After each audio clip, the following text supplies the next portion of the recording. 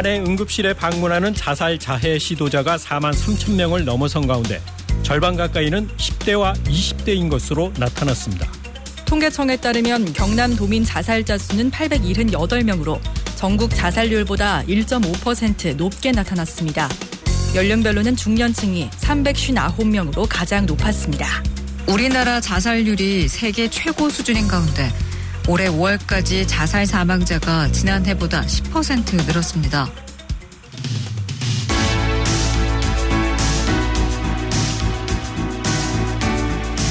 앞서 들은 뉴스들이 더 이상 낯설지 않으실 겁니다. 실제 우리나라 자살률이 OECD 경제협력개발기구 회원국 중 가장 높다는 오명을 받은 지 오래입니다. 9월 10일 오늘은 세계 자살 예방의 날입니다. 그만큼 이미 전 세계적으로 자살은 큰 사회 문제가 되고 있고 더불어 뉴스에서만 볼 수 있는 남의 일이 아니라 우리 주변에서도 충분히 일어날 수 있는 일이 됐습니다. 그래서 오늘은 나와 내 주변 사람들의 마음을 챙겨보는 특별한 시간 마련했습니다. 먼저 1부 당신의 마음은 안녕하십니까에서는 전문가분들과 함께 정신건강의 중요성을 알아보도록 하겠습니다. 그리고 2부 고민상담소 나는 소중한 존재인가요에서는 청취자분들의 사연도 들어보고 해결 방법 알아보는 시간 가져보고요. 이어질 3부 내일도 당신과 함께하고 싶습니다에서는 희망을 노래하는 콘서트로 진행을 해보려고 합니다. 자, 세계 자살 예방의 날 특집 방송. 저는 이 시간 진행을 맡은 이설입니다. 자, 오늘 함께 자리하신 분들 소개해드리겠습니다. 자, 먼저 인제대학교 부산백병원 정신건강의학과 전문의 강재욱 교수님 나오셨습니다. 안녕하십니까? 네, 안녕하십니까? 네, 목소리가 정말 좋으시죠? 자, 그리고 경남광역정신건강복지센터 이현옥 센터장님 나오셨습니다. 네, 안녕하십니까? 네, 반갑습니다. 자, 그리고 멘탈 헬스 코리아 피어 스페셜리스트로 활동 중이십니다. 우가은 씨 함께 하셨습니다. 네, 안녕하십니까? 반갑습니다. 네, 어서 오십시오. 자, 방송 들으시면서 피어 스페셜리스트? 생소하다, 낯설다 이런 분들 계실 것 같은데요. 어떤 일 하시는지 간단하게 좀 소개를 부탁드릴까요? 네. 피어 스페셜리스트는 아픔을 이미 경험한 사람이 아픔 경험의 전문가로서 현재 아픔을 겪고 있는 사람을 만나서 나아가는 과정을 돕거나 이제 정신건강에 관련해서 여러 곳에서 강연이나 인터뷰를 하면서 이제 정신건강 생태계의 변화를 만드는 리더로서 활동을 하고 있습니다. 그래요. 그러니까 내가 겪은 아픔과 극복의 과정, 그 경험을 같은 아픔을 겪고 있는 분들께 이렇게 함께 공유하고 도움을 주시는 역할을 하시는군요. 맞습니다. 그렇군요. 자, 피어 스페셜리스트. 예전에 없던 이런 용어가 생긴 것도 그만큼 사회적으로 이 정신건강에 적신호가 들어왔기 때문이 아닐까 싶은 생각이 드는데요. 우리 강재욱 교수님께 여쭤보겠습니다. 우리나라 실제 자살률 어느 정도 될까요? 네, 저희가 이제 알 수 있는 게 통계청에서 나오는 지표로 알 수 있는데 이제 2023년에 통계청에서 발표한 자살 사망자 수가 13,770명이고 이제 2022년에 비해서 864명이 증가한 것으로 나타났습니다. 네. 더 자세히는 최근에는 이제 2024년 1월에 자살 사망자 수를 보면 2023년 1월보다 329명이 증가한 1,316명이 이제 집계가 된 것으로 보이고요. 의미가 없지만 사실 선진국에서 이런 비교를 해보면 늘 저희가 최하위로 머물러 있는 참담한 성적표를 갖고 있습니다. 그렇군요. 그러니까 2023년과 2024년의 1월만 비교해도 320명이 넘게 자살 사망자가 늘었다는 점. 네. 그러니까 해가 갈수록 자살 사망자가 늘고 있다는 점 짚어주셨고요. 자, 그럼 이번에는 센터장님께 좀 여쭤보겠습니다. 이런 상황에서 우리 경남 지역의 자살률은 어떻습니까? 네, 교수님께서 이야기하신 우리나라 자살 현황처럼요. 우리가 살고 있는 경남의 자살 사망자도 23년 잠정치가 919명으로 전년도보다 41명이 상승한 상황입니다. 네. 특히 매년 조금씩 증가하고 있는 청소년 자살률과 저희가 이제 40대, 50대를 중년층이라고 하는데요. 네. 중년층의 자살 문제가 사실은 전체의 한 40% 수준으로 굉장히 심각한 수준이라고 말씀드릴 수 있겠습니다. 그렇군요. 자, 정신적 어려움을 겪는 청소년들이 많다는 점, 그리고 중년층의 자살률이 전체 40%에 달한다는 점. 그래요. 이유를 하나하나 좀 알아봐야겠습니다.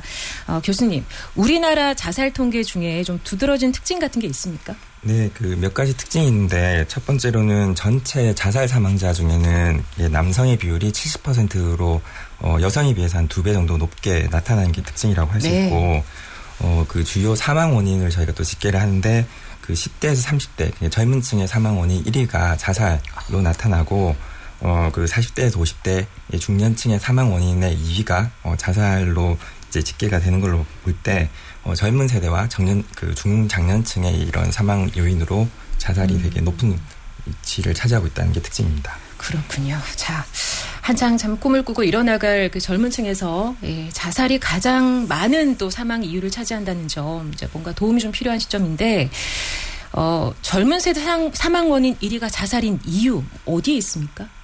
뭐 한 가지 원인은 아니겠죠. 근데 이제 보통은 저희가 이제 이번에 2020년도에 아마 이제 많이들 아시게 됐겠지만 이제 코로나19 때 청소년과 청년층의 이런 정신건강의 위험이 많이 이제 알려졌습니다. 네. 당시에는 이제 자가격리나 재택근무 이런 것들로 이제 고립이나 단절 그리고 일상 리듬이 깨진 것들이 이제 이런 정신건강의 위험으로 알려져 있긴 했는데 사실은 이제 근본적으로는 이제 우리나라가 저성장 사회로 진입하면서 이 내일이 오늘보다 더 나을 것이고 또 열심히 하면 보상을 받는다는 이런 사회적인 믿음이 사라진 강한 불안이 이 젊은 세대에게 제일 영향을 미치는 요인이지 않을까 하고 생각을 합니다.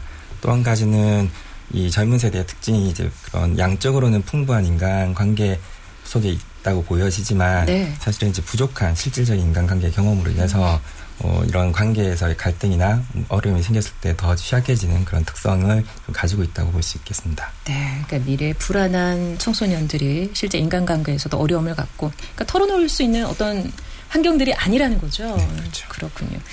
자, 그리고 하나 더 중년층에서도 자살률이 높다고 하셨거든요. 이유가 뭐 어디에 있습니까? 중년층의 경우에는 저희가 보통 과거에는 이 중년이 어디서 왔냐면 이제 X세대라고 불리는 네. 그런 세대입니다. 현재 시점으로 보면 이 X세대는 그 당시에 그런 개인적인 특성과 개성을 살리는 그런 집단보다는 중간에 좀 끼어있는 세대라고 볼 수가 있을 것 같습니다. 첫 번째로는 이제 베이비 부머, 그러니까 경제적인 호황을 누리고 그 속에서 열심히 하고 개인적인 노력으로 성공을 할 수 있다는 그런 믿음을 배웠고 네. 또 동시에 이제 IMF를 거치면서 이제 뭐 실직이나 열심히 해도 이렇게 좋아지지 않는다는 그런 불안감을 같이 가지고 있는 그런 세대라고 볼 수가 있을 것 같고 그 와중에 아마 그런 부모님과의 세대에서의 그런 의사소통이 많이 부족한 대체로는 다 맞벌이 그 가정에서 이제 성장을 했기 때문에 이런 단절이나 고립감에 익숙하고 또 사람들하고 소통하는 데 좀 서툰 이런 부분도 좀 특징이라고 얘기를 드릴 수가 있겠습니다. 특히나 이런 중년들은 그래서 이런 정서적인 어려움이나 이제 정신적인 문제가 생길 때 이런 것들이 이제 개인적인 노력으로 극복해야 된다. 이런 것들이 좀 더 강하고 그래서 이런 전문적인 치료나 도움에 좀 더 거부감이 큰 그런 특징을 가지고 있다고도 볼 수가 있겠습니다. 네. 사실 중년층이라고 하면 인생에서 이제 독립적으로 좀 삶을 이어 나가면서 생산활동을 책임지는 책임감이 좀 커지는 시기이죠. 네. 그렇기 때문에 이제 감정을 나누는 게 절실합니다만 말씀하신 것처럼 나 약해 보인다, 책임감이 없어 보인다, 뭐 이런 편견 받을까봐 더 털어놓기가 또 힘든 그런 사항들이 있는 것 같습니다. 말만 들어도 좀 가슴이 답답해져오는 이제 생각이 드는데 좀 사이다가 필요할 것 같습니다. 센터장님. 어떤 방법 있으세요? 도와주실 거죠? 네. 진단이 나왔으니 처방이 좀 빨리 내려져서 네. 치료가 되면 사실은 좋겠지만 앞서서도 설명하셨듯이 아주 다양한 원인들이 자살의 원인으로 이제 존재를 하기 때문에 금방 자살 사망자 수를 줄이기는 좀 사실 힘든 상황이기는 합니다. 네. 그래서 이제 교수님께서 설명해 주신 것처럼 연령별로 자살 사망에 영향을 주는 요인들이 굉장히 다양해서요. 네. 저희 경남광역센터가 경상남도와 함께 매년 연령별로 자살 예방 사업을 조금 분류해서 계획하고 운영을 하고 있습니다. 여기에서 이제 센터가 뭐 하는 곳이지라고 이제 낯설게 생각하시는 분들이 계실 것 같아서 제가 기관에 대해서 먼저 조금 설명을 드리자면요. 네. 저희 경상남도 광역 정신건강복지센터는 공공정신건강 전문 기관이고요. 2016년도에 개소를 해서 지금 현재 이제 8년째 운영을 하고 있습니다. 특히 올해 7월에는 저희가 부서령 자살예방센터를 또 설치를 해서 운영을 하고 있는데요. 이 자살예방센터의 이 역할이 경상남도의 자살 현황을 분석해서 지역 특성에 맞는 사업들의 근거를 마련하고 또 유관 기관들과 협력을 해서요. 지역 내에서 이제 활용 가능한 자원들을 통해서 다양한 자살 예방 서비스를 제공할 수 있도록 돕고 있습니다. 네. 24시간 전화 상담도 운영하고 있다고 들었습니다. 필요할 때 언제든지 전화를 할 수 있는 거죠? 네, 그렇습니다. 365일 24시간 무료로 이용할 수 있는 상담 전화가 있습니다. 자살예방 상담 전화 109 그리고 정신건강 위기 상담 전화 1577-0199인데요. 실제로 이 전화 상담 건수가 해마다 늘고 있는 상황이고요. 특히 청소년 같은 경우에는 작년과 비교해서 한 2배 정도 지금 늘어나고 있는 상황입니다. 그래서 나나 아니면 주변의 가족들 사람들이 마음이 힘들어서 이야기하고 싶거나 아니면 또 죽고 싶다는 생각이 들어서 괴로울 때 언제든 상담을 받을 수가 있습니다. 또 전화 상담 중에 혹시나 자살 고위험군의 응급 상황이 발생이 되면 저희가 경찰과 또 구급대원 분들과 함께 협조해서 현재 대응을 하고 있는 상황입니다. 그렇군요. 앞서 그 센터에서 연령별로 자살 예방 사업 운영하고 있다고 하셨는데 구체적으로 어떤 내용이 있는지 궁금합니다. 네, 앞서 말씀드렸던 것처럼 증가 추세에 있는 청소년 자살 문제를 예방을 하기 위해서요. 청소년을 대상으로 마음성장학교라는 이름으로 저희가 이제 학교에 직접 찾아가서 교육도 하고 그리고 검사도 하고 그리고 정신건강 인식 개선 캠페인 등을 진행을 하고 있습니다. 또 학부모를 대상으로도 청소년 우울과 치료 그리고 반복되는 자해 문제에 대한 어떤 대처 방법 이런 것들을 교육 영상으로 저희가 찍어서 배포를 해서 자녀를 올바르게 이해할 수 있도록 돕고 있고요. 네. 특히 저희 이제 올 하반기에는 청소년 박람회도 준비를 해서 학부모님들과 함께 만날 수 있는 자리를 마련하고 있습니다. 또 두 번째로는 경남의 연령별 자살 현황 중에 가장 많은 비중을 차지하는 게 40대에서 50대라고 말씀을 드렸었는데 4050 그대에게라는 저희가 이제 중장년층 자살 예방 교육 자료를 개발을 했습니다. 그래서 보건복지부 인증을 받았고요. 매년 강사를 양성해서 지역 주민들이 이 교육을 듣고 내 주변의 사람들의 어려움을 발견해서 도움기관을 안내할 수 있도록 하고 있습니다. 그렇군요. 청소년과 중장년층의 자살 문제 또 예방을 위해서 여러 가지 또 노력을 기울이고 있습니다. 또 조직을 대상으로 교육을 진행하고 있죠? 네, 사실 자살 사망 사건이 발생한 회사나 단체 같은 조직을 대상으로도 구성원들의 혼란 충격을 완화하기 위해서 저희가 자살 사후 대응 서비스라는 걸 진행을 하고 있는데요. 네. 사실 이제 연구 자료를 보시면 자살 사건에 노출된 사람은 사실 일반인에 비해서 자살 위험이 3.5배 증가하는 것으로 나와 있습니다. 그래서 실제적으로 잠재적 자살 고위험군이라고 저희가 분류할 수가 있기 때문에 저희가 직접 조직에 방문을 해서 교육하고 상담하고 또 어떻게 조직 차원에서 대응을 해야 되는지를 안내드리고 있습니다. 네. 자, 경남광역 정신건강복지센터의 이현옥 센터장님의 또 이야기 듣고 있는데요. 근데 이제 문제는 이런 좋은 프로그램들이 있습니다만 센터에 또 직접 방문을 하시거나 전화를 하는 곳조차 좀 불편하다, 어렵다 이런 분들도 계시지 않습니까? 그런 분들 위해서 고안해낸 사업이 있다고 들었어요. 네, 저희가 사실은 실제로 1년마다 저희 센터 인지율 조사를 하고 있는데요. 20대에서 40대까지 인지율은 사실은 40% 정도이기는 한데 이용 경험률은 1.8%밖에 사실은 안 됩니다. 그래서 청소년부터 중장년층이 주로 이용하는 편의점. 편의점의 이용 연령대가 사실은 20대에서 40대가 한 80% 이상 차지를 하고 있거든요. 네. 그래서 이 편의점을 활용한 자살 예방 사업을 올해부터 추진 중에 있는데요. 일단 도민 누구나 편의점에 방문을 하시면 QR을 찍고 그리고 그 시스템을 통해서 마음 건강 검진을 할 수가 있습니다. 그리고 이제 검진을 하시고 난 다음에 상담을 희망하는 시간대를 거기에 입력을 하시면 거주지 센터에서 상담을 직접 하실 수 있고요. 그리고 또 24시간 전화 상담으로 또 바로 연결할 수 있는 또 시스템이 구축이 되어 있기 때문에 자신의 마음을 돌볼 수 있게 하고 있습니다.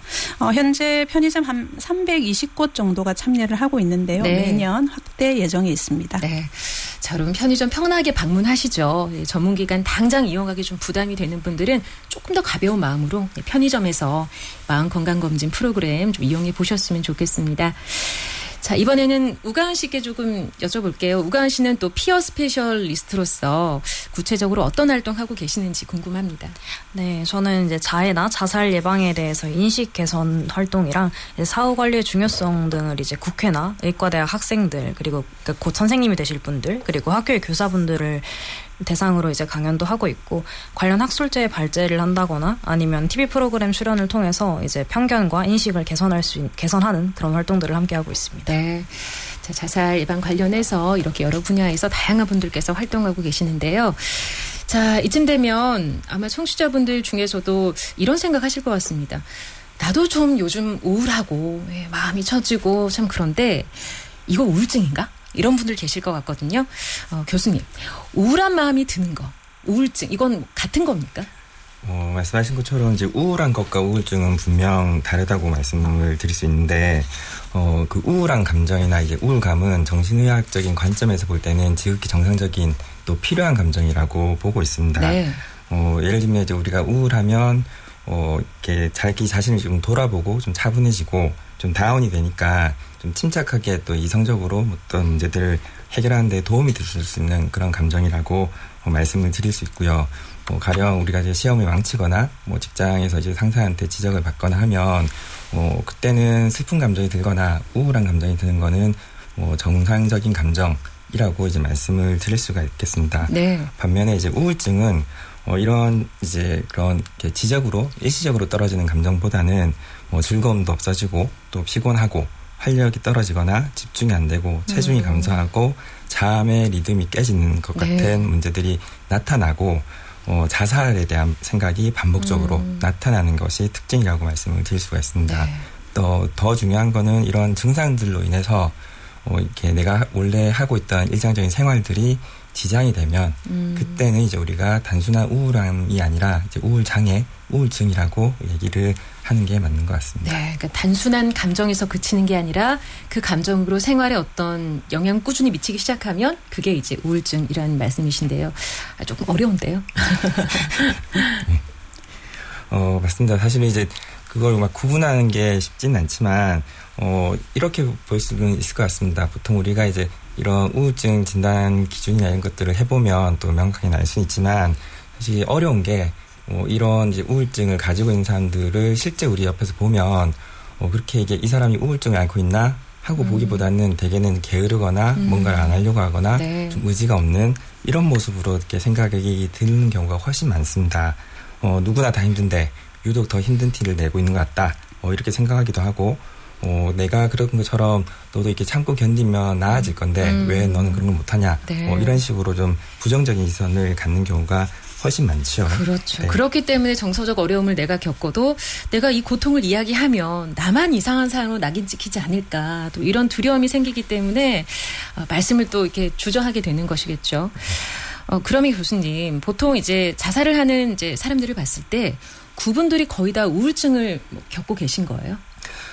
사실 이게 논란이 있긴 하지만 중요한 거는 이제 자살로 사망한 사람들이 모두 다 우울증을 갖고 있는 것은 아닙니다.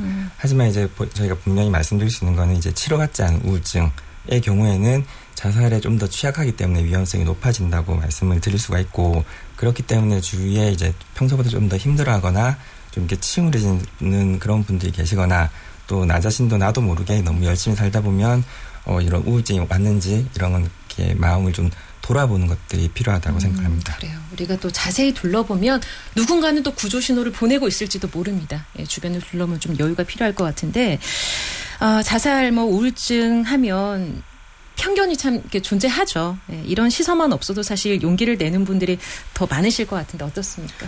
맞습니다. 사실은 이제 직장이나 이제 학교에서 나 우울증 때문에 치료받고 있다.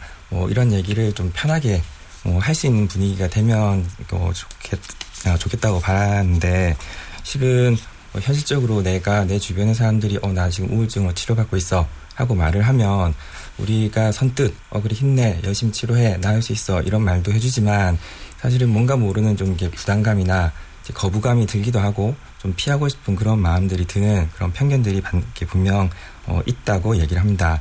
그런 이제 편견들 때문에 사실은 이 우울증이 이제 치료받아야 되는 어떤 당연한 질병이 아니라 내가 좀 숨겨야 되는 것들 다른 사람들한테 내가 불이익을 주는 그런 이제 이렇게 문제로 이렇게 치부하게 되는, 그래서 자꾸 숨게 되는 이런 이제 어려움이 있다고 봅니다. 실은 저희가 이제 이런 우울증을 이야기할 때 이제 코로나 사태 때를 이렇게 조금 이렇게 예를 드리고 싶은데, 네. 그 당시에는 사실 이제 코로나19가 전 세계적으로 유행을 했고 사망자가 늘어나고 있던 그 시기에 우리나라는 이제 K 방역이라고 해서 사망자가 전 세계적으로도 줄었던 그런 이제 일이 있었습니다. 네. 실은 그때 보면 이제 이 코로나는 누구나 걸릴 수 있고 의심이 되면 이렇게 바로 검사가 가능하고 또 이렇게 진단을 받으면 사회적인 지원을 받을 수 있다는 확신을 갖고 있었기 때문에 이분들이 집으로 숨지 않고 밖으로 나와서 적극적으로 이렇게 치료를 받았기 때문에 사망자가 좀 줄었다고 생각을 할 수 있습니다. 네. 마찬가지로 이제 우울증도 당연히 치료받아야 되는, 또 치료할 수 있는, 그리고 또 치료를 하는 동안에 주변에 그런 지지를 받을 수 있다는 확신을 필요로 하는 그런 상태라고 말씀드릴 수가 있겠습니다. 좋습니다. 자, 또 그럴 때 도움을 드릴 수 있는 분들이 우리 교수님과 또 센터장님, 또 피어 스페셜리스트 우가은 씨가 또 될 수 있는 거잖아요. 계속해서 세 분과 이야기 나눌 거고요. 자, 세계 자살 예방의 날 특집 방송, 자, 1부 당신의 마음은 안녕하십니까? 여기까지 1부는 마무리하도록 하겠습니다.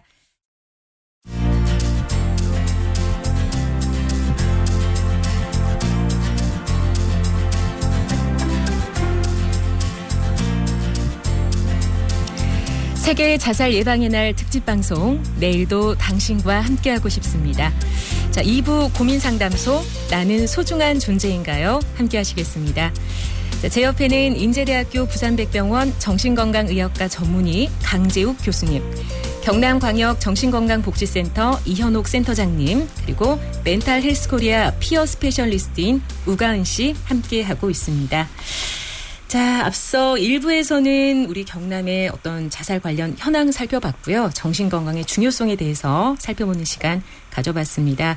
자, 그리고 2부에서는 시민들의 사연을 받아서 어떤 고민을 갖고 계시는지, 또 해결 방법 뭐가 있을지 알아보는 시간 가져보도록 하겠습니다. 자, 그럼 2부 고민상담소, 나는 소중한 존재인가요? 시작해 보겠습니다. 자, 이 경남광역정신건강복지센터에서 시민들의 사연을 또 미리 고민을 받아 오셨는데요. 첫 번째 사연부터 한번 들어보도록 하겠습니다. 네, 안녕하세요. 저는 40대 외벌이 가장입니다. 직장은 안정적으로 다니고 있는데 집 대출금도 나가야 하고 생활비도 내야 되고 아이 교육비에 부모님 용돈까지 모은 돈 없이 숨만 쉬며 빠듯하게 살고 있습니다. 여태껏 치열하게 앞만 보며 살아왔는데 요즘은 그냥 불안하고 가족들 생각하며 책임감에 버겁기도 합니다. 나만 이룬 것 없이 뒤처져 있는 느낌 받기도 하고요. 친구들 만나도 예전처럼 즐겁지도 않고요. 나만 초라한 것 같은 생각도 계속 듭니다. 점점 삶에 지치는 것 같은데 이렇게 사는 게 맞는 건지 잘 모르겠습니다. 네, 첫 번째 사연자의 고민을 들으셨는데, 후하는 이 한숨에서 이 사연자분의 삶의 무게가 짐작이 됩니다. 사실 저도 이제 곧 40대라서 남의 일 같지가 않은데요. 교수님은 어떤 이야기를 좀 해주고 싶으실까요? 예, 그 사연자분의 얘기를 들으면서 걔 40대 이런 무게에 대해서 한 번 더 이렇게 생각을 하게 됩니다. 사실 이제 계절로 치면 30대를 여름이라고 하고, 이렇게 40대를 이제 가을이라고 말씀을 드릴 수가 있을 것 같은데, 가을이 되면 치러했던 여름이 지나면서 이제 마음이 좀 차분해지고, 또 이렇게 자기가 잘 살아왔는지를 돌아보면서 자연스럽게 좀 우울해지고, 좀 불안한 감정도, 들 수가 있을 것 같습니다. 사연자분의 얘기를 들어보면, 실은 이제 한 집의 가장, 그리고 남편, 또 이제 아빠, 그리고 이제 좋은 아들, 로서의 역할을 묵묵히 계속 성실히 최선을 다해서 치열하게 살아오신 거가 느껴집니다. 그 과정에서 필요한 것들이 이게 있다면 누군가가 이런 묵묵하게 살아온 나 자신을 좀 알아주고 따뜻한 위로와 격려가 필요해 보인다고 느껴졌는데, 실은 저희가 이제 보면 이런 것들을 이제 가까운 사람한테 이제 얘기하고 그런 위로도 받을 필요는 분명히 있습니다. 다만 마음처럼 그렇게 행동으로는 나타나지 않아서 대개는 집에 가면 무뚝뚝하고 화가 나 있고 조그만 거에도 막 버럭버럭 화를 내면서 사실 속마음을 이렇게 잘 표현하지 못하는 그런 경우가 많이 있는 것 같습니다. 그래서 사연자분께 좀 부탁을 드리고 싶은 거는 일단은 마음의 여유를 좀 가지시는 게 필요하다고 보고 그 중에 하나가 저희가 좀 추천드리는 거는 이렇게 내 생활 일상 속에서 나를 이렇게 위로할 수 있는 것들을 좀 찾아보시기를 먼저 좀 부탁을 드립니다. 예를 들면 그냥 이제 좀 큰 것들은 아니지만 또 거창한 것들은 아니지만 일상에서 내가 퇴근할 때 느끼는 즐거움 또 이제 지나갈 때 보여지는 풍경들 네. 이런 것들을 통해서 좀 위로를 받으시고 그리고 나서 여유가 좀 생기시면 내 주위에 묵묵히 자기 역할들을 하고 있는 가족들을 받고 그들에게 내가 듣고 싶은 위로를 먼저 건네보시면 돌아온 대답들이 내가 듣고 싶었던 그런 얘기가 아닐까 하는 생각을 해봅니다. 네, 좋습니다. 일상의 큰 행복보다 소소한 행복, 그 재미를 좀 찾아보시고 또 내 스스로도 한번 토닥여 보시라는 조언을 해주셨어요. 센터장님, 인생에 있어서 그 40대는 어떤 시기일까요? 네, 저도 사실 40대 끝자락이거든요. 네. 40대는 제가 생각하기에 사실 이제 어느 세대보다도 최선을 다해서 버티고 있는 세대라고 생각을 합니다. 그래서 노고를 알아주는 사람은 별로 없고 또 내가 나름대로 열심히 살아온 것 같지만 또 부와 명예를 이루지 못한 보통의 아니면 또 부족한 삶이 되어버린 것 같고 네. 또 오늘 열심히 한 일을 또 내일도 똑같이 반복해야 된다라는 이런 쳇바퀴 같은 일상에 또 온전한 나는 없다고 생각을 하게 되면 이제 우울해지기도 한다라는 거죠. 그래서 이런 마음속 힘듦을 좀 누군가와 이야기 나눈다고 해서 사실은 현재 상황이 더 나아지거나 바뀌어지는 건 없겠지만 사실 꾹꾹 눌러 담았던 이런 이야기를 한 번은 털어놓고 마음을 한번 비워내는 작업은 분명 필요할 것 같습니다. 네. 혹시 이야기하기가 사실 이제 쉽진 않아요. 내 속 이야기를 하고 이걸 터놓기가 쉽지 않은데 그럴 때 조금 도움을 받을 수 있는 프로그램이 있을까요? 네, 만약 주변 사람들에게 이야기가 좀 꺼려지신다면 앞에서 이야기 드렸던 것처럼 24시간 저희가 운영하고 있는 상담 전화 109-1577-0199 통해서 언제나 도움을 받으실 수 있고요. 흔들리지 않고 피어나는 마흔은 없다라는 이야기 들어보셨는지 모르겠습니다. 네. 나에게 없는 것만 보지 말고 사실 나에게 남아있는 소중한 것들을 한번 생각해 보시면 좋을 것 같고요. 또 사연자분이 현재 느끼는 시련, 혼란 이런 게 사연자분을 더 단단하고 또 더 성숙하게 만들어 주실 거라고 믿고 있고 소중한 사람들과 함께 원하는 삶의 방향을 찾으시기를 응원하겠습니다. 네. 여러분에게 힘이 되고자 하는 사람들 생각보다 많습니다. 네, 외롭다고 생각하지 마시고 또 주변 한번 불러보시면 좋을 것 같습니다. 자, 이어서 다음 고민 이제 들어볼 텐데요. 이분은 이제 직접 전화 연결을 통해서 상담을 좀 받고 싶으시다는 분이 계셔가지고 전화 연결 한번 해보도록 하겠습니다. 연결이 돼 있습니까? 네, 전화 연결해보죠. 안녕하세요. 네, 안녕하세요. 네, 본인 소개 좀 간단하게 해주실 수 있을까요? 저 고등학교 1학년 딸아이랑 중2 아들 데리고 있는 엄마입니다. 네, 두 아이의 엄마시군요. 네. 네, 어떤 고민이 있으세요? 큰아이가 좀 많이 어릴 때부터 주변의 시선을 되게 신경을 많이 썼고요. 그래서 혼자 좀 그런 불안감이 상당히 좀 많이 높아서 아이가 주변 사람들이 자기에 대해서 안 좋게 얘기를 한다고 하면 거기에 너무 애가 좀 매몰이 되어가지고 일상적인 생활이 좀 안 되고 학교 생활도 힘들어지고 고등학교로 와서는 좀 괜찮다 생각했는데 또 예전에 자기를 안 좋게 말했던 사람들이 또 생각이 나면서 학교 생활을 좀 잘 적응을 못하고 있더라고요. 학교를 한 3개월 동안 급식도 못 먹고 화장실도 못 가고 그걸 이번에 알게 됐어요. 그래서 이제 병원 치료를 그 전에도 한번 갔었는데 저희가 약을 먹는 거에 대한 불안감이 사실은 좀 있어요. 네. 이게 과연 정말 아이가 약을 먹어서 괜찮아지는 걸까? 약을 먹지 않아도 아이 스스로 좀 뭔가 마음을 이렇게 안정을 시킬 수 있는 방법은 없을까라는 생각을 좀 많이 해서 아무래도 저희는 약보다는 집안에서 좀 안정시킬 수 있는 환경을 만드는데 이번엔 좀 애가 너무 힘들어하고 있어서 네. 약을 먹어야 되나라는 고민이 되면서 부담감도 너무 많이 되고요. 네. 그렇습니다. 네. 진짜 내 아이가 학교 생활을 참 힘들게 하고 있었다는 것을 알게 됐을 때 또 부모로서는 가슴이 무너지죠. 예, 예, 부모님 우리 사연자분께서 그 마음을 보내주셨는데 위로를 좀 보내드리고 따님이 지금 약도 복용 중이고 아니요, 약은 복용 아직 안 하고 있어요. 안 하고 있다는 약을 해야 될지 안 해야 될지. 네, 그리고 심리 상담만 받았지 전문 병원은 갔다가 아이가 그냥 좀 겁을 낸다고 해야 되나? 되게 좀 무서워하는, 꼭 자기가 그냥 엄마 내가 정말 정신병이야 이렇게 안 좋게 생각을 하는 거예요. 네. 그래서 그냥 심리 상담으로만 가고 있었는데 지금은 너무 일상생활이 안 되는 것 같아서 약을 복용을 하고 그래야 되나. 근데 좀 부담감은 있고 아이고 혹시나 부작용은 또 어떤 게 있을지 그런 고민이 좀 됩니다. 자, 교수님 지금 약 복용도 해야 되나 걱정이 되시는 상황이고 어떻게 전문 기관을 찾아야 하는지 어떨지 좀 고민하는 상황이신 것 같은데 어떻게 해야 되겠습니까?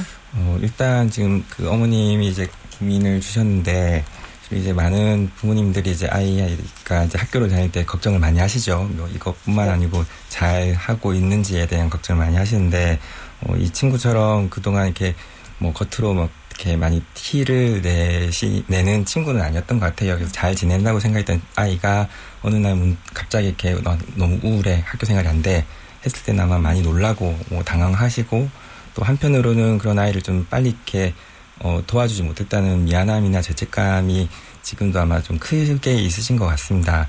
그래서 우선은 꼭 드리고 싶은 얘기는 따님도 그렇고 이제 어머님도 그렇고 이런 힘든 시간들을 좀 잘 이겨내시기를 진심으로 응원을 드립니다. 이렇게 문의 주신 것처럼 사실은 약물 치료에 대한 부분은 이제 저희가 이제 진료실이나 상담할 때 저도 많이 이제 말씀을 드리는데 약이 꼭 만병통치는 사실은 아닙니다.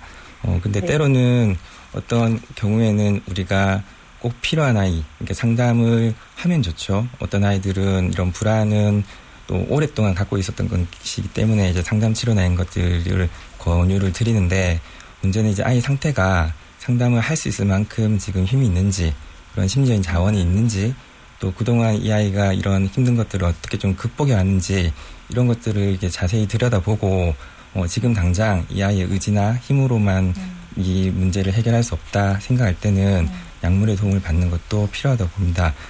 쉽게 설명을 드리면 저는 보통 약물 치료를 이제 구명조끼라고 말씀을 드리는데 아이가 지금 물에 들어가서 수영을 해야 되는 건 맞는데 얘가 그동안 수영을 한 번도 해본 적이 없거나 들어가면 계속 이렇게 얕은 물이지만 빠져서 허우적 된다면 이 아이한테 무조건 해봐 하고 이렇게 떠미는 것보다는 또 기다려 그렇게 이제 있는 것보다는 구명조끼를 입혀서 아이가 좀 안전함을 느끼고 그 상태에서 수영을 제대로 배워서 본인이 가고 싶은 길을 갈 수 있게 도와주는 게 무엇보다 중요하다고 생각을 합니다. 특히나 아이가 이제 그런 정신과에 대한 거부감이 있다는 거는 이렇게 보통 주변 사람들이 어떻게 보는가 그거에 대한 걱정도 많이 하고 있기 때문에 우울증은 누구나 걸릴 수 있고 네가 열심히 살았기 때문에 또 지금은 이렇게 상처를 보듬어야 될 시간이라고 옆에서 꼭 이렇게 응원을 해주시면 더 좋지 않을까 하는 생각을 해봅니다. 네. 네. 답변이 좀 됐을까요? 네. 네. 구명조끼란 말이 너무 와닿네요. 네. 좋습니다. 네. 자, 아이의 또 상담 치료가 가능한지 한번 잘 들여다보시고 아이의 마음을 조금 다 토닥여 주시라는 조언까지 드렸습니다. 오늘 연결해 주셔서 고맙습니다. 네, 고맙습니다. 네. 용기 내서 전화 주셔서 고맙습니다. 자, 저희가 앞서 우가은 씨가 또 피어 스페셜리스트로도 활동하고 계시다고 이제 말씀을 드렸는데 일명 아픔 전문가입니다. 자신과 비슷한 경험으로 고통받고 있는 사람들을 지지하기 위해서 전문적인 훈련을 받은 사람들이라고 하죠. 자, 그래서 이번에는요 좀 특별하게 우가은 씨의 경험과 이야기를 좀 들어볼까 합니다. 저희가 우가은 씨께 온전히 시간을 드릴 테니까 우가은 씨 이야기를 좀 편하게 들려주시면 좋겠습니다.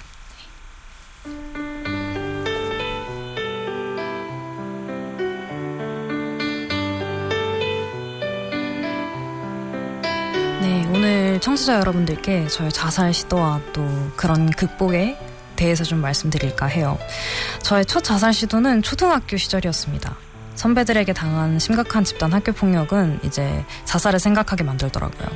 삶을 살아내는 게 삶을 마무리하는 것보다 더 힘들었던 것 같고 더 고통스러웠습니다. 오늘은 버텼지만 내일도 이런다면 난 버틸 수 있을까? 앞으로 변하기는 하는 걸까? 그런 생각을 하면 결국 그 고민의 답은 하나였어요. 삶을 마무리하는 게 저의 답이 되더라고요. 그렇게 전 자살을 결심하고 난간에 올랐지만 다행히도 너무 친한 친구의 만류에 의해서 전 살아났습니다. 근데 살아나고 나서도 쉽진 않더라고요.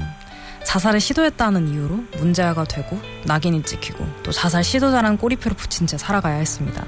그리고 그런 편견과 시선에 전 많이 무너졌어요. 많이 울었고 또 많이 아파했습니다.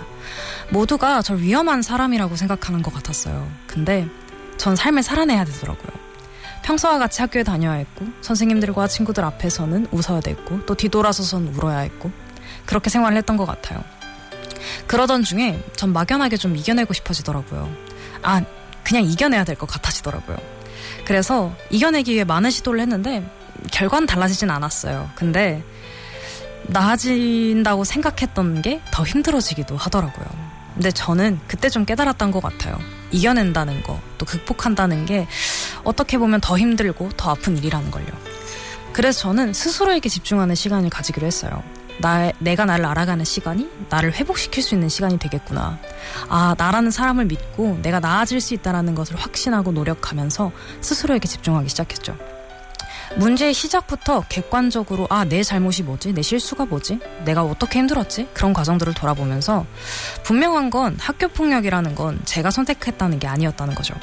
학교폭력한 가해자들은 나에게 잘못을 했지만 나는 그들에게 어떠한 해도 입히지 않았잖아요. 저는 그렇게 가해자들을 마주할 용기를 얻게 됐던 것 같아요. 그렇게 아프고 힘들었던 시간은 저에게는 소중한 가치가 되었습니다. 청소년 여러분들 중에 힘든 상황 속에 놓여 계신 분들이 계시다면 또 좋지 않은 생각이 든다면 여러분 자신을 믿으시면 됩니다. 스스로가 스스로를 믿으면 되더라고요. 본인은 그렇게 나약한 사람이 아니라는 걸 또 그 내면의 희망과 능력을 꼭 믿으셨으면 좋겠습니다. 이렇게 말하고 있는 저 역시도 또다시 힘든 순간이 찾아오겠죠. 또다시 주저앉을 수도 있습니다. 그렇게 우리는 무너지지 않기 위해 노력하는 게 아니라 다시 일어서기 위해 노력해야 되는 겁니다. 제가 여러분들을 믿는 만큼 여러분들도 좀 자신을 믿으면서 오늘 하루 마무리해 보셨으면 좋겠습니다. 네, 감사합니다.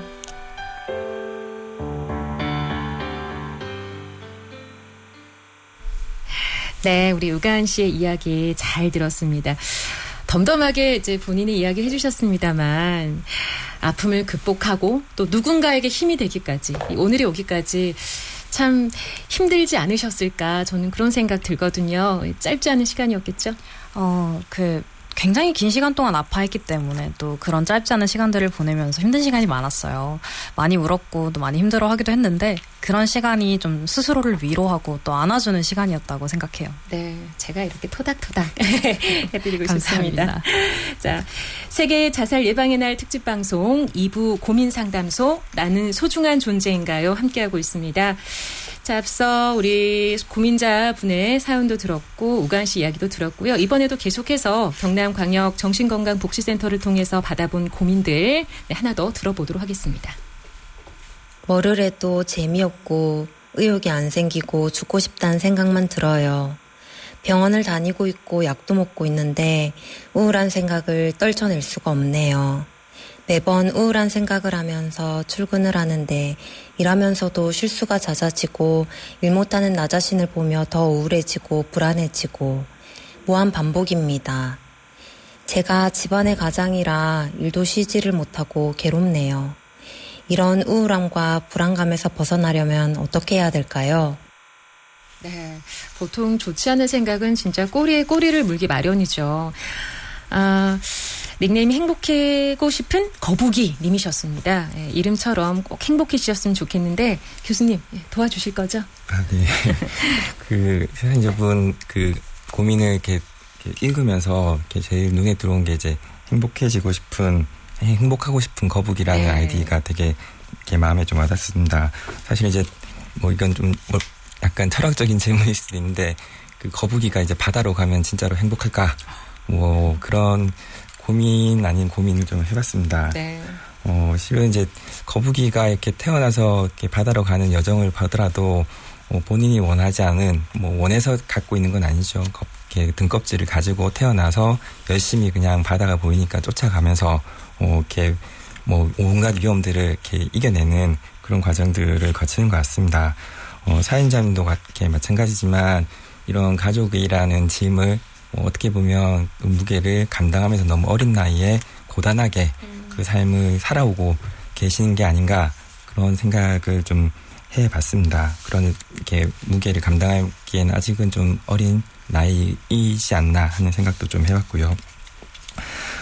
지금 말씀하신 것처럼 사실 이제 우울증은 여러 가지 감정이 있긴 하지만 제가 봤을 때 가장 이제 그 특징적인 감정 중에 하나라고 한다면 보통 우리가 이제 무력감이라고 얘기를 합니다. 네. 이 시간들이 이제 끝나지 않을 것 같고 뭘 해도 지금 이런 고통이 사라지지 않을 것 같은 그런 무력감이 우울증에서는 핵심 감정 중에 하나라고 얘기를 하는데 네. 보통 이런 무력감을 원래 우리가 이제 그런 표현으로 친다면 고립무원감이라고 합니다. 그래서 아무도 주변에 도와주지 않는 혼자 이렇게 남겨져 있는 상황이라고 얘기하는데 딱 지금 사연자님의 그런 상황이지 않을까 하는 생각이 듭니다. 혹시 지금 사연자님이 이제 우울증 치료를 열심히 하고 계시긴 한데 뭐 상담을 계속 병행하고 계신지 뭐 이런 심리 치료를 하고 계신지 모르겠지만 사연자님의 경우에는 제 생각에는 좀 충분한 기간 동안에 이런 상담이 필요하지 않나 하는 생각을 좀 해봅니다. 그리고 무엇보다도 매일 아침마다 힘겨운 마음으로 묵묵히 자신만의 속도로 걸어가고 있는 자신에게 위로해 주시는 말, 와 봐라 나니까 이 정도 버텼다 네. 하는 이런 얘기들을 해가면서 하루를 좀 버텨내시기 바랍니다. 그리고 우울증이라는 장애를 이렇게 최선을 다해서 극복해서 나중에 정말 본인이 원하는 바다로 잘 가시기를 진심으로 응원합니다. 네. 나니까 이 정도로 잘하고 있다, 버티고 있다. 내 안에서부터 변화는 시작이 될 수 있다는 거 저도 가슴에 새겨두겠습니다.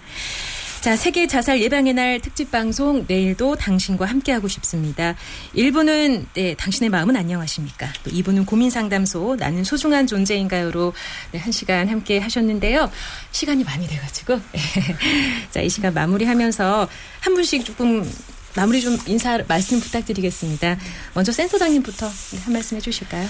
네, 많은 사연들을 들으면서 참 안타깝기도 하고 이제 앞으로 저희가 할 일이 더 많은 것 같습니다. 저를 포함해서 누구나 살다 보면 사실은 한 치 앞도 보이지 않는 길을 걷고 있는 것처럼 혼란 속에서 힘든 시간을 보낼 수 있습니다. 그래서 괴롭고 고통스러운 순간에도 여러분들은 결코 혼자가 아니라는 거, 그리고 여러분들을 도와줄 수 있는 사람이 옆에 있다는 걸 잊지 않으시기를 바라고요. 끝으로 자살을 예방하는 일은 사실은 쉬운 일은 아니지만 우리 모두가 함께 노력한다면 반드시 할 수 있는 일이라고 생각을 합니다. 저희 경남광역 정신건강복지센터는 도움이 필요한 순간에 도움받는 방법을 몰라서 이렇게 자살로 이어지는 일이 없도록 앞으로도 노력하겠습니다. 저희는 내일도 여러분과 함께하고 싶습니다. 감사합니다. 네, 우가은 씨도 한 말씀 부탁드릴게요. 네, 저도 6년차 피어 스페셜리스트로 활동은 하고 있지만 아직도 많이 부족합니다. 또 극복도 위로도 좀 어려운 것 같아요. 근데 제가 건넨 극복과 위로의 한마디가 여러분들 마음속에 조금이라도 남으셨다면 전 그걸로 정말 감사할 것 같습니다. 여러분들 안에 힘이 있다는 걸, 그 힘이 여러분들을 다시 일어설 수 있게 해준다는 걸 잊지 않으셨으면 합니다. 오늘 감사합니다. 네, 자, 끝으로 강재우 교수님 한 말씀 해주시죠. 네, 문득 그 가을이 돼서 이제 밤하늘을 볼 날이 많은데 별을 보려면 눈을 감으라고 하는 글귀를 어디서 읽었습니다. 사실 이렇게 내가 죽을 만큼 힘들 때는 그만큼 치열하게 살아왔기 때문에 그 순간에는 잠시지만 너무 힘들 때는 잠깐 눈을 감고 다시 눈을 뜨면 그 사이에 보이지 않았던 것들을 볼 수가 있습니다. 나를 응원해주고 조용히 옆에서 이렇게 격려해주는 그런 분들이 있다는 걸 잊지 마시기를 바랍니다. 네. 자, 주변 사람들에게 관심을 기울이고 그중 누군가가 힘들어할 때 함께 해준다면 자살로 인한 비극 줄일 수 있을 겁니다. 우리는 모두 서로를 지키고 도와줄 수 있는 힘을 가지고 있습니다. 주변 사람들 가만히 살펴보시면 그 작은 관심이 누군가의 생명을 구할 수도 있습니다.